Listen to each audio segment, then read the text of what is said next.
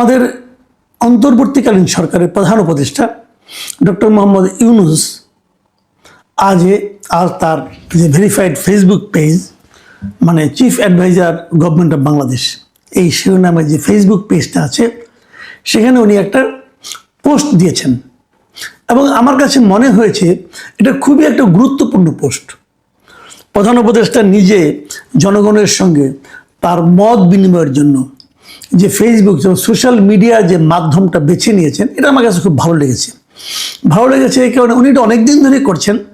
উনি এখানে একটা কমেন্ট করছেন, উনি একটা পোস্ট দিচ্ছেন, কিছু ইনফরমেশন দিচ্ছেন জনগণকে, এবং সঙ্গে সঙ্গে তার পেছনে জনগণও তো রিয়াকশন দিচ্ছে।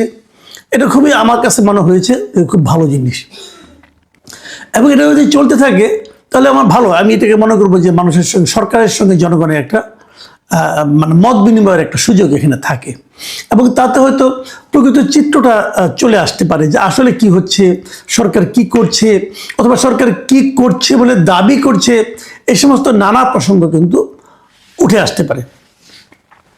তো আমি আজকে যে পোস্টটা নিয়ে কথা বলতে চাই, সেই পোস্টটাতে উনি যে কাজটা করেছেন সেটা হলো, আমাদের এখানে এই দেশে গত এক বছরে, মানে এই ডিসেম্বর 2025 সালে, উনি যে সময়টা পরিপূর্ণভাবে ছিলেন, এই সময়ে সংখ্যালঘু সংক্রান্ত যতগুলি ঘটনা ঘটেছে তার একটা ফিরিস্তি উনি দিয়েছেন, এবং এই লম্বা একটা পোস্ট দিয়েছেন, এবং লম্বা পোস্টের নিচে মূল যে বক্তব্যটা, ওনার যে মূল যে আপনার যে মেসেজটা, সেটা হচ্ছে গিয়ে এই সংখ্যালঘু সংশ্লিষ্ট অধিকাংশ ঘটনায় সাম্প্রদায়িক সহিংসতা নয়, এই হলো তার মূল মেসেজ।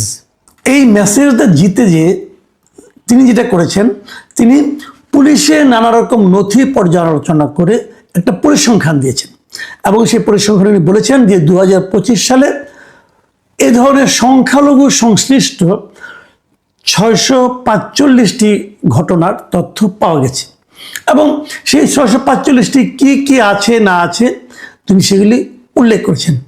এবং উল্লেখ করতে যে উনি যে ব্রেকআপটা দিয়েছেন, উনি ব্রেকআপে বলেছেন যে সাম্প্রদায়িক উপাদান রয়েছে এমন ঘটনা হচ্ছে মাত্র 71টি, মানে 645টির মধ্যে সাম্প্রদায়িক উপাদান রয়েছে এমন ঘটনা 71টি, এবং এই 71টির মধ্যে 38টি ঘটনা হলো মন্দির ভাঙচুর, মন্দিরে চুরি ঘটেছে একটা, হত্যাকাণ্ড হয়েছে একটা, মন্দিরে অগ্নি সংযোগ হয়েছে 8টা, অন্যান্য 23টা।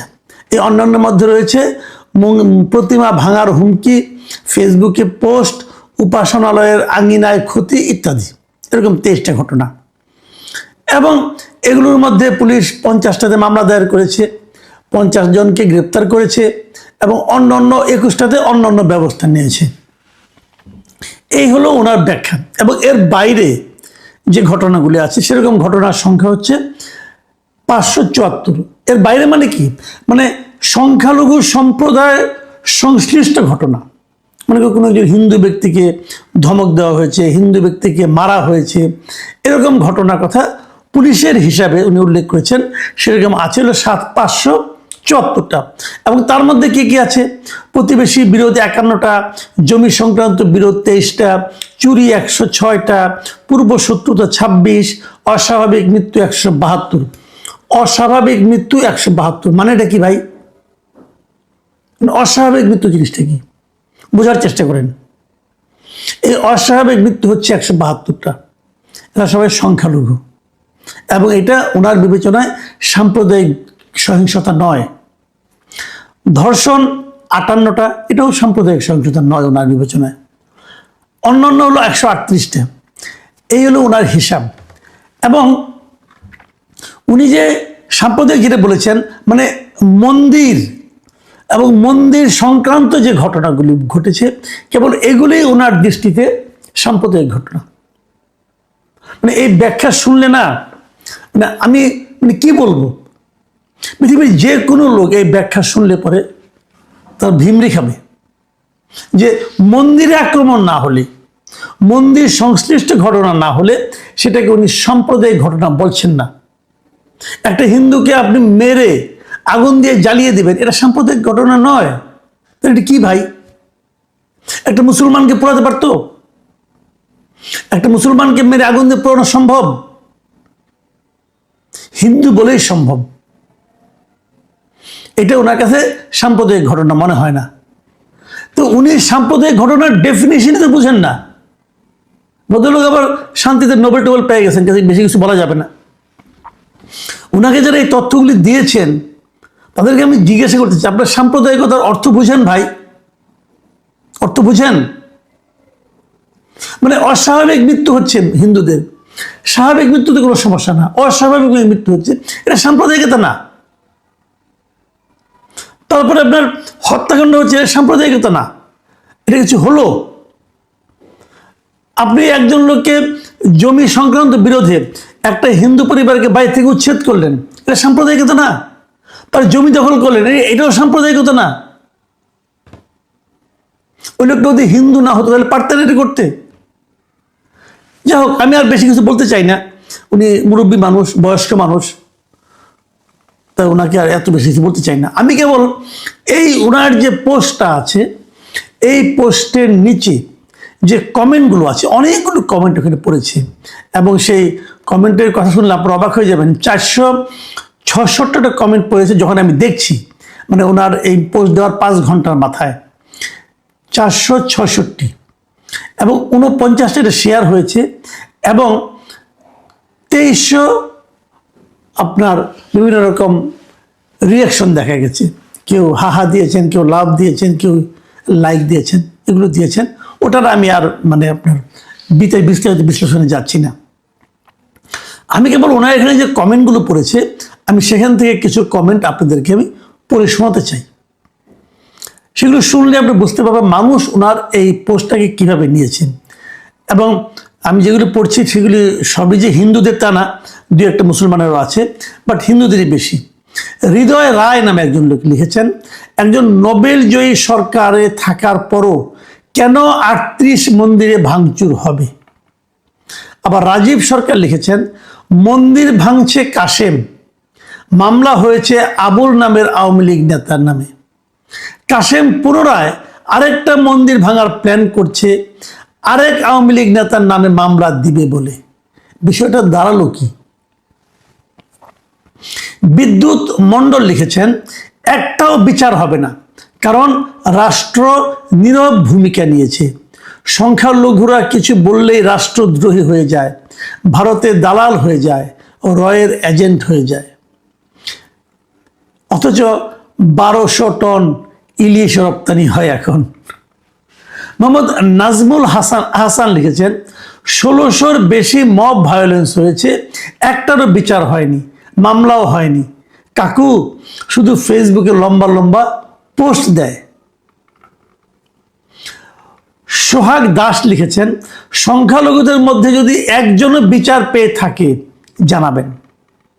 উনি কিন্তু তাকে চ্যালেঞ্জ করলেন, একজনও সংখ্যালঘুকে বিচার পেয়েছে তার উপর ঘটে যাওয়া অত্যাচারে। সুরঞ্জিত বাবু সেন লিখেছেন, এতদিন পরে কেন এমন বাক্য বলতে হলো, কোনো কিছু আছে নাকি পর্দার আড়ালে?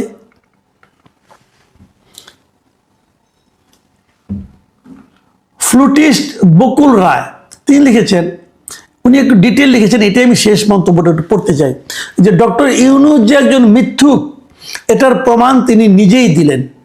2025 সালে 645টি ঘটনার মধ্যে শুধু 71টি ঘটনায় সাম্প্রদায়িক উপাদান পাওয়া গেছে বলেছেন ডাক্তার ইউনূস। তার হিসাব হলো, মন্দির ভাঙচুরের 38টা মন্দিরের চুরি 1টা, হত্যাকাণ্ড 1টি, মন্দিরে অগ্নিসংযোগের 8টি, প্রতিমা ভাঙার হুমকি, ফেসবুক পোস্ট, উপাসনালয়ের আঙ্গিনায় ক্ষতির মতো 23টি ঘটনা রয়েছে। অর্থাৎ শুধু তিনি বোঝাতে চাচ্ছেন যে মন্দিরে হামলা হলে সাম্প্রদায়িক হামলা, অন্য ঘটনাগুলো যেহেতু মন্দিরের নয় তাই ওগুলো সাম্প্রদায়িক নয়। শুধু 2025 সালের কিছু জনপ্রিয় সংবাদ দেখি। 1, দীপুকে নগ্ন করে অর্ধমৃত অবস্থায় পুড়িয়ে মারা তো মন্দিরে হয়নি।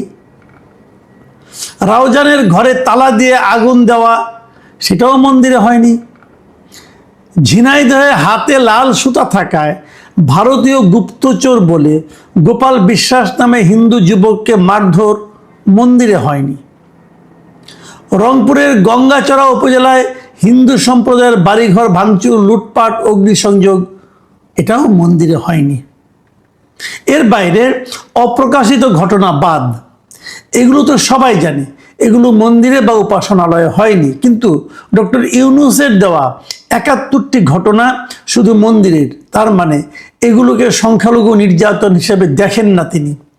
দৃষ্টির আড়াল থেকে এরকম অনেক ঘটনা আছে, তাকে প্রধান উপদেষ্টা বলতে লজ্জা করে।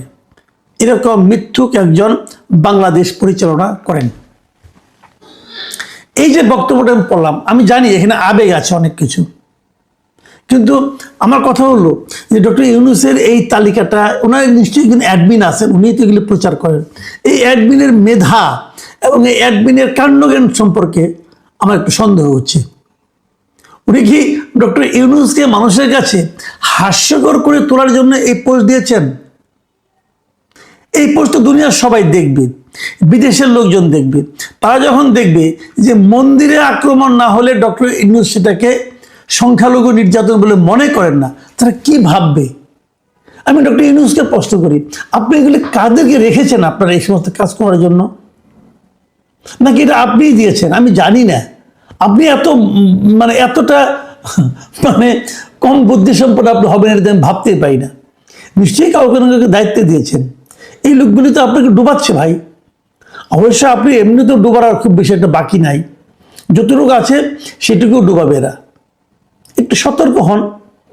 আপনার নামে যা কিছু প্রচারিত হয় সেগুলো সম্পর্কে একটু সতর্ক হওয়া দরকার, কারণ যা কিছুই প্রচারিত হচ্ছে আপনার ভেরিফাইড অ্যাকাউন্টে দায় দায়িত্ব কিন্তু আলটিমেটলি আপনাকেই নিতে হবে, এবং গালি সেটা আপনাকেই শুনতে হবে।